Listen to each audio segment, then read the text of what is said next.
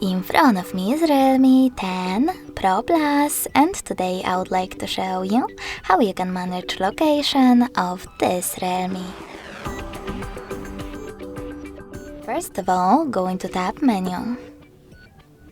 Now look for location icon, and when you find it, click on it. In this pop-up, you need to choose Close. And now when I go back, as you can see, location of my Realme is off. In order to turn it back on, click on the same shortcut again. You can also go into Settings, scroll down and look for Location section, then access it. Now manage location of your smartphone by tapping on this switcher next to Location feature.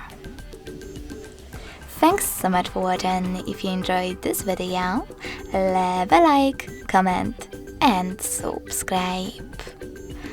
Bye!